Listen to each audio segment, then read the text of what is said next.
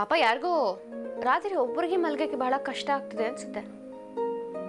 ಓ ಹೌದಲ್ಲ, ನೋಡು ಮುಂಚೆನೆ ಗೊತ್ತಿದ್ರೆ ಇಷ್ಟೊತ್ತಿಗಾಗ್ಲಿ ಇಬ್ಬರಿಗೂ ಒಂದು ರೌಂಡು ಅಂದ್ರೆ ನಿದ್ರೆ ಆಗಿರ್ತಿತ್ತು ಅಂತ ಹೇಳಕ್ ಬಂದಪ್ಪ. ನಾನೇ ನನ್ನ ಬಗ್ಗೆ ಎಲ್ಲ ಹೇಳಿದ್ದು. ಆ ಊರ್ಮಿಳ ಇಲ್ಲದೆ ಪಾಪ ನಿಮ್ಗೊಬ್ಬರಿಗೆ ನಿದ್ದೆ ಬರ್ತಾ ಇಲ್ಲ ಅಂತ ಅಂದಿದ್ದು. ಹಬ್ಬ ಅಂತ ಒಪ್ಕೊಂಡಿಯಲ್ಲ. ಊರ್ಮಿಳ ಇದ್ದಾಗ ನೈಟ್ ಹೊತ್ತು ನಾನು ನಿದ್ದೆ ಮಾಡ್ತೀನಿ ಅಂತ, ಅಷ್ಟು ಸಾಕು ನನಗೆ. ನೀವಿದಿರಲ್ಲ, ನೀವು ಬರೀ ರಾಕ್ ಸ್ಟಾರ್ ಅಲ್ಲ, ಟಾಕ್ ಸ್ಟಾರ್. ಮಾತಲ್ಲಿ ನಿಮ್ಮನ್ನು ಸೋಲ್ಸಕ್ಕಾಗಲ್ಲ ಬಿಡಿ. ಹೊಟ್ಟೆ ಕಿಚ್ಚಲ್ಲಿ ಇನ್ನೂ ಯಾರು ಸೋಲ್ಸಕ್ಕಾಗಲ್ಲ ಬಿಡಿ. ಅದು ಹೊಟ್ಟೆ ಕಿಚ್ಚಲ್ಲ ಭುವನ್, ಪಾಸಿಟಿವ್ನೆಸ್. ಏನೋ ಒಂದು ಒಟ್ಟಿನಲ್ಲಿ ಗಂಡ ಅನ್ಸ್ಕೊಳ್ಳೋ ಪ್ರಾಣಿಗೆ ಉಪವಾಸನೆ. ಯಾವಾಗಲೂ ಅದೇ ಆಗೋಯ್ತು ನಿಮ್ದು. ಅದಿರ್ಲಿ, ಏನು ಇಷ್ಟೊತ್ತಲ್ಲಿ ಹೀಗೆ ಓಡಾಡ್ಕೊಂಡಿದ್ದೀರಾ? ಯಾಕೆ ನಿದ್ದೆ ಮಾಡಿಲ್ಲ? ಬಾಗಿಲು ಬೇರೆ ಅಷ್ಟು ದೊಡ್ಡದಾಗಿ ತೆಗ್ದಿದೆ. ಹಾ ಹೌದು, ಅವತ್ತು ಯಾಕೆ ಹಾಗಂದೆ ನೀನು? ಯಾವತ್ತು?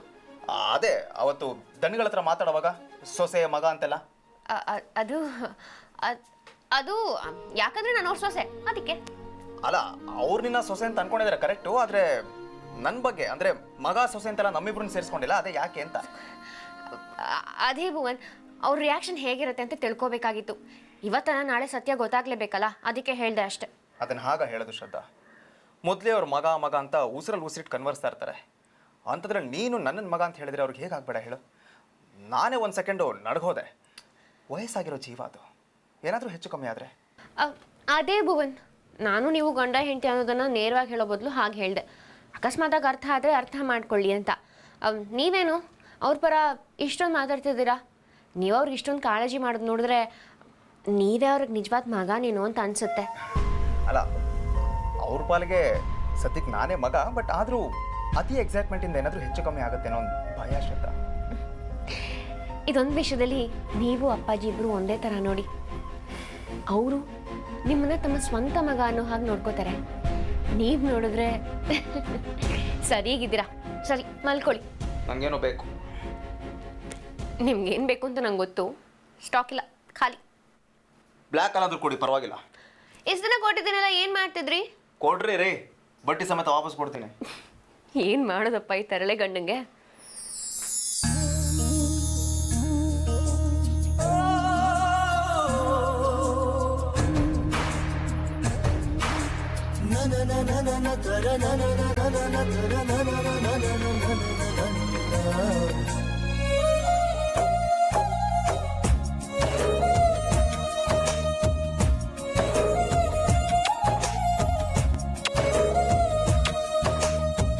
ನಿನ್ನ ನೋಡಲೆಂತೋ ಮಾತನಾಡಲೆಂತೋ ಮನಸ ಕೇಳಲೆಂತೋ ಪ್ರೀತಿ ಹೇಳಲೆಂತೋ ಆಹ ಒಂಥರ ತರ ಹೇಳಲೊಂಥರ ತರ ಕೇಳಲೊಂಥರ ತರ ಹೇಳಲೊಂಥರ ತರ ಕೇಳಲೊಂಥರ ತರ.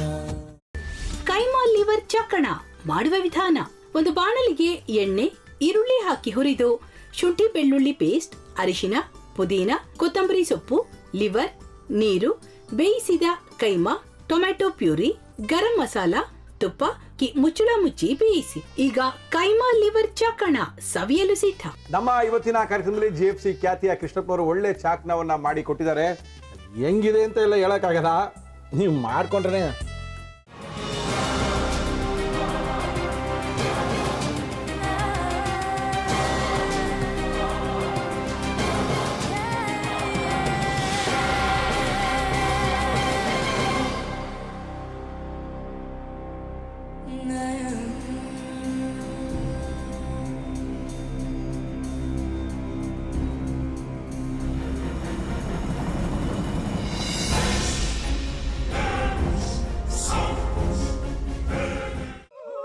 ಎಟ್ಟಿ ತಕೊಳಕ್ ಬಂದವ್ರನ್ನ ಸುಮ್ಮನೆ ಬಿಡಲ್ಲ, ರೂಮ್ ಕರ್ಕೊಂಡೋಗಿ ಸಾಯಿಸ್ಬಿಡ್ತದೆ.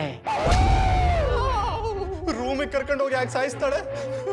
ಯಾಕಂದ್ರೆ ಅದು ಅವಳು ಪ್ರಿಯಕರನ್ ಸಾಯಿಸಿದ ಜಾಗ, ಅದಕ್ಕೆ ಅಲ್ಲಿಗೆ ಕರ್ಕೊಂಡೋಗಿ ಸಾಯಿಸ್ಬಿಡ್ತದೆ. ಈ ಮನೇಲಿ ದೆವ್ವ ಇದೆ ಅಂತ ಭಾಸ್ಕರ್ ಅವ್ರು ನನ್ಗೆ ಹೇಳೇ ಇಲ್ಲ.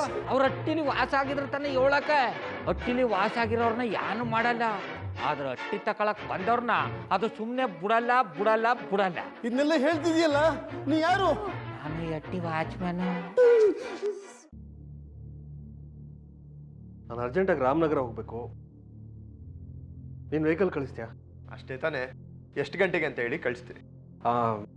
ಮೊನ್ನೆ ಯಾರೊಬ್ರನ್ನ ಕಳಿಸಿದ್ಯಲ್ಲ, ಅವನೇ ಕಳಿಸು, ಚೆನ್ನಾಗಿ ಓಡಿಸ್ತಾನೆ ಅವನು. ಮೊನ್ನೆನಾ? ಹಾಂ, ಶಿವು ಇರಬೇಕು. ಹಾಂ, ಅವನೇ. ಅಯ್ಯೋ, ಅವ್ನು ನಿನ್ನೆಯಿಂದ ಕೆಲಸಕ್ಕೆ ಬಂದಿಲ್ಲ. ಫೋನ್ ಮಾಡಿದ್ರೆ ರಿಸೀವ್ ಮಾಡ್ತಿಲ್ಲ.